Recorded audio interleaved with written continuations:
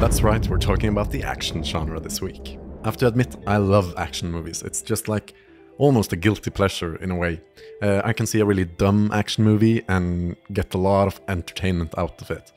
But action movies can also be really good. There's something about it being so external. The problem is always very physical.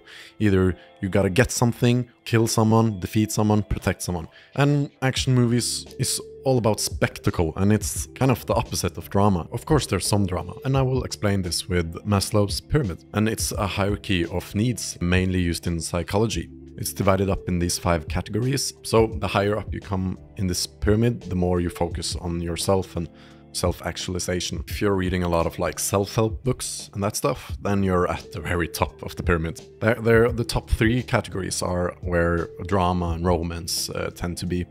But the genre of action is at the 2 bottom ones, safety and physiological needs.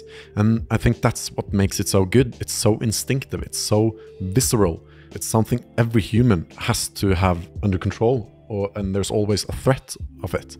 So I think it just makes for great basic conflicts, and there's nothing wrong to build drama upon that again. And the best action films do exactly that. So when we see the main character fighting for their life, trying to survive deadly scenarios, it's so engaging. One way they do that is making relatable action heroes, like Bruce McClane in Die Hard. He's just a regular cop, although he's a good one, so we care for him. Or Brian Mills in Taken. Sure, he's a retired CIA agent, but he's getting old and he's working as a security guard. He seems like an everyday dad, and that works really well to watch them kick some ass. But of course we also have a bunch of other iconic action heroes like Conan the Barbarian, Rambo, James Bond. These are larger than life. They're highly deadly, but they're also always against overwhelming odds. We just like to see these kind of experts fight their way out of almost impossible situations. And this focus on heroism and these type of characters make for really memorable characters. And some great one-liners. You're a disease, and I'm the cure.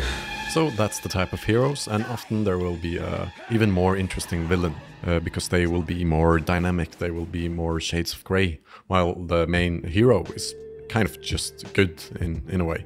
The biggest con for action movies are that they can be a bit dumb. And I mean that in a way, like a dumb action film is just fun, but an action film with no story and just spectacle with fight scenes that may not even be that good can just be tiresome to sit through. You have to care about the characters to some extent before you care about the fighting. When I was a kid, I did a lot of martial arts, and I love watching fight scenes just because of the fight choreography. I mean, like, people watch MMA just for the fighting. So there's a lot of techniques in fighting, and all of that in a well-choreographed fight can come to life at the cinema. The other big thing with action is just spectacle. It's all the stunts, it's all the explosions.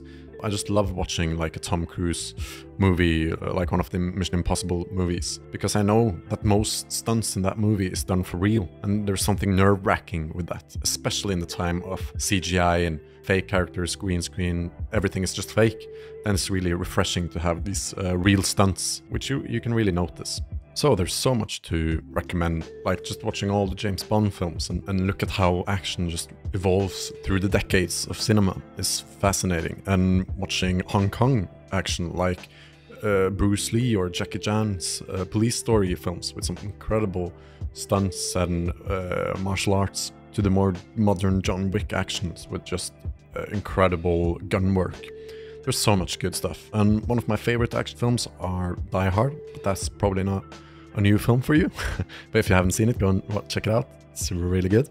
But I want to recommend a film that's almost only action, and that's The Raid Redemption. It's an Asian film. It's actually from Indonesia, and it's incredible. There's so much action packed into this movie. It follows a kind of SWAT team in Indonesia trying to raid a block with like drug dealers, but it quickly becomes kind of a trap, and they have to fight their way through the complex. And it's just awesome. The fighting is done so well. It's like you can feel every punch, knee, and kick to the face. It's so hard hitting. Even though there's not so much story, this film just works. It's like special forces fighting criminals. The main character is highly skillful, and they're up against massive amounts of criminals. That's it for this week. Next genre we will be talking about is closely linked. It will be the crime genre, so subscribe to that, and I'll see you in the next one. Bye!